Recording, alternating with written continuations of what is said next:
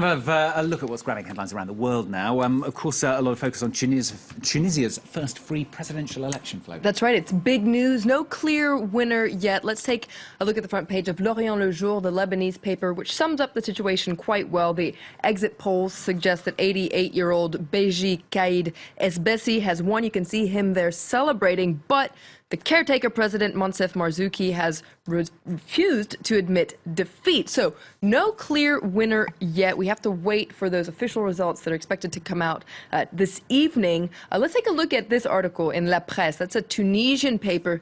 This article came out before those, non-election results. Yeah. Now, this article really applauds all Tunisians for just going to the ballot box. This is a historic election. Everyone is a winner, and this article really applauds Tunisians for keeping the faith nearly 4 years. That's the amount of time since Ben Ali left power. And this article says, who would have believed that Tunisians went to vote in a peaceful elections? Not even the craziest optimist could, in their wildest dreams, could have dreamed that this election would have taken place without a major bloodbath, without major fighting, without a civil war. So this article here, even though there aren't results yet, is very excited about this election. Not all papers quite as enthusiastic, though, Flo. That's right. I pulled out an article from Al Kabar. That's an Algerian paper, actually, that says, okay, there's a lot of celebrating about this sea of blue fingers, as it calls it.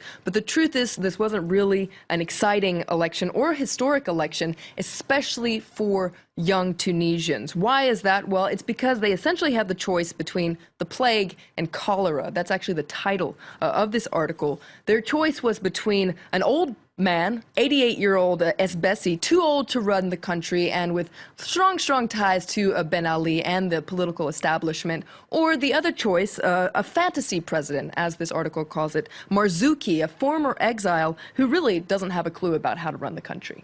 Okay, not so optimistic there anyway. Well, let's move stateside now. Police investigating the fatal shooting of 2 police officers in New York City on Saturday. That's right. This is a major story in the U.S. Let's take a look at the Daily Beast, first of all, which gives us a pretty factual account. 2 cops assassinated in Brooklyn. So this was Saturday. 28-year-old Ismail Brinsley reportedly walked up to a marked NYPD car and repeatedly shot at it, killing the 2 officers inside, Rafael Ramos and Wenjian Liu. Now, he reportedly took his own life after a police chase. The detectives are taking a closer look into his criminal past. And in The Independent, you can read this headline. It says that the police officers may have been shot in revenge for the deaths of black men being Michael Brown and Eric Gardner. Now, according to this article and other articles in the U.S. media, he headed to New York City with the intention of killing a police officer. This, of course, is just a hypothesis for now. But at one point, he did post a photo on Instagram with a photo of a weapon that reportedly may have been the same weapon he used. And in that post, he said, "I'm putting wings on pigs today. They take one of ours. Let's take 2 of theirs. Hashtag shoot the police. Hashtag RIP Eric Gardner. RIP Michael Brown." So these are elements that suggest that perhaps it was a revenge killing. And the head of New York City's primary police union, very, very harsh words for the mayor, Bill de Blasio. That's right. This is Pat Lynch. He was speaking on Saturday, and he said there's blood on many hands tonight.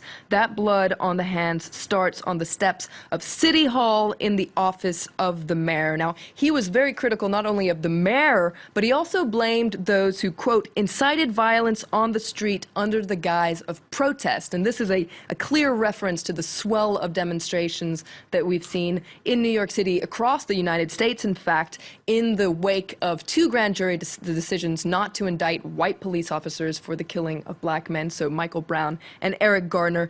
This is an interesting article in the Wall Street Journal today that points out that the killing of these police officers really does spark a backlash to the protests, and indeed protest leaders have been very clear about distancing themselves from this violence. Okay, I'm going to end on a lighter note in the papers. A tale of misfortune turned into a golden opportunity in Spain. That's right. This is a great story. You can read about it in The Guardian. It's Custis Mitsotakis, that's his name. He was dubbed the world's unluckiest man in 2011. Why is that? Well, his village, Sodeto, it's a small Spanish village, won 120 million euros in the annual El Gordo, the fat one. That's an annual Christmas lottery. Yeah. So why is he unlucky? Well, he's the only one of his village who didn't buy a ticket. And so he's the only one who didn't win. But he claims not winning was actually perhaps the best thing that's ever happened to him in his life, because over the past 3 years, he's been making a documentary about what happened to this village. The village has 75 farming